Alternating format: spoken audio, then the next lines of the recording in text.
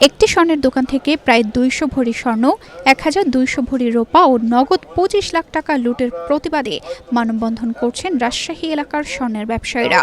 লুটের ৩ দিন পার হলেও প্রশাসন কোনো রকম কোনো ব্যবস্থা নিতে না পারায় ক্ষোভে ফুঁসছেন এলাকাবাসী।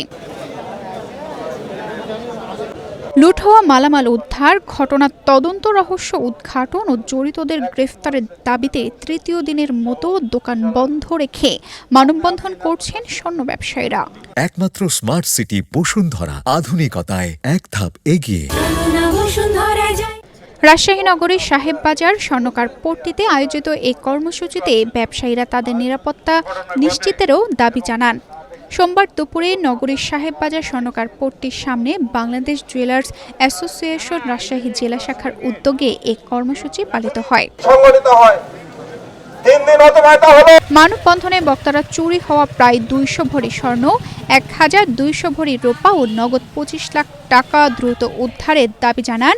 পাশাপাশি ঘটনার সঙ্গে জড়িতদের দ্রুত গ্রেফতার এবং স্বর্ণ ব্যবসায়ী ও তাদের প্রতিষ্ঠানের নিরাপত্তা নিশ্চিত করার আহ্বান জানান তারা। গতকালকেও বলেছিলাম যে আমরা যদি কোনো সুরাহা না পাই, কোনো আপডেট না পাই, কোনো অগ্রগতি না দেখি, তাহলে আমরা কঠোর আমরা পদক্ষেপ নিব। তো আজকে আমরা ৩ দিন যাবৎ মানববন্ধন করছি। ইতিমধ্যে আমরা লক্ষ্য করছি পুলিশ প্রশাসন যথেষ্ট ভূমিকা পালন করছে এবং ওনারা ওনাদের মতো করে কিন্তু সার্চ করছে বা তদন্ত করে যাচ্ছে।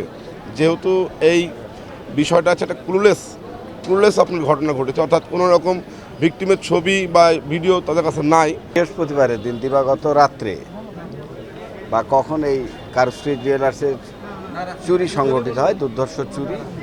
তারপরে শনিবারে এসে যখন আমরা জানতে পারি যে দোকানটা সম্পূর্ণ চুরি হয়ে গেছে, তখন আমরা তাৎক্ষণিকভাবে সিদ্ধান্ত নিই যে আমাদের দোকানপাট বন্ধ করে আমরা নিয়মতান্ত্রিকভাবে প্রশাসনের সহযোগিতার জন্য আন্দোলন চালিয়ে দেব।